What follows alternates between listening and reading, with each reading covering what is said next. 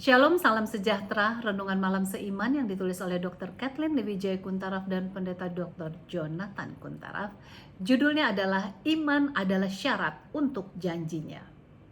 Akulah pokok anggur dan kamulah ranting-rantingnya. Barang siapa tinggal di dalam aku dan aku di dalam dia, ia berbuah banyak, sebab di luar aku kamu tidak dapat berbuat apa-apa. Yohanes 15 ayat 5. Inilah ayat yang perlu menjadi pengalaman kita masing-masing bila kita ingin mengalami kebenaran oleh iman, yaitu menyadari kehampaan kita tanpa Tuhan. Dalam buku Faith and Works halaman 100 sampai dengan 101 dituliskan, tanpa kasih kemurahan Kristus, orang berdosa sama sekali tidak memiliki pengharapan. Tidak ada yang dapat dilakukan untuk keselamatan mereka. Namun melalui kemurahan ilahi, kuasa supernatural diberikan kepada manusia yang dapat bekerja di dalam pikiran, hati, dan tabiatnya.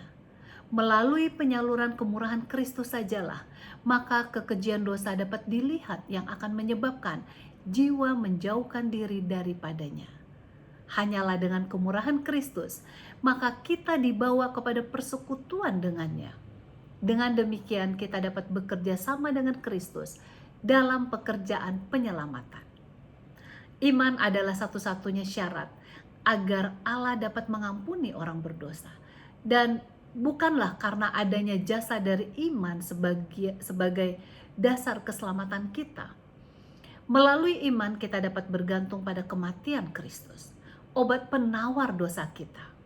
Iman dapat mempersembahkan penurutan sempurna Kristus kepada Tuhan gantinya pelanggaran dan cacat kita sebagai orang berdosa.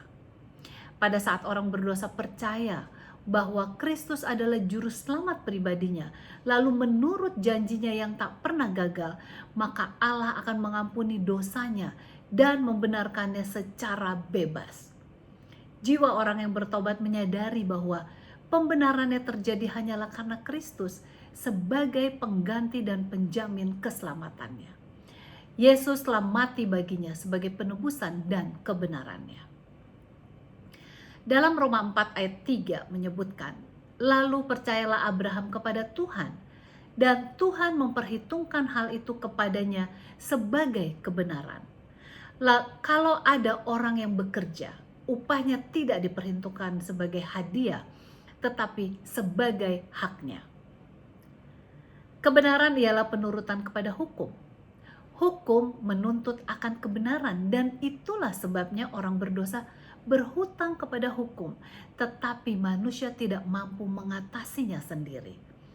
Jalan satu-satunya untuk mendapatkan kebenaran adalah hanya melalui iman. Dengan iman ia dapat membawakan kepada Tuhan jasa Kristus. Dan Tuhan akan menempatkan penurutan anaknya bagi orang berdosa tersebut. Kebenaran Kristus diterima sebagai gantinya kegagalan manusia, dan Allah akan menerima, mengampuni, membenarkan orang yang bertobat serta jiwa yang percaya itu.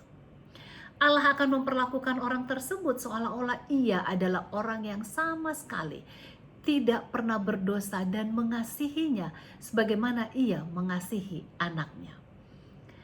Demikianlah kebesaran kasih Allah kepada kita. Apa yang dibuat Yesus diperhitungkan kepada kita sehingga kita peroleh penebusan itu.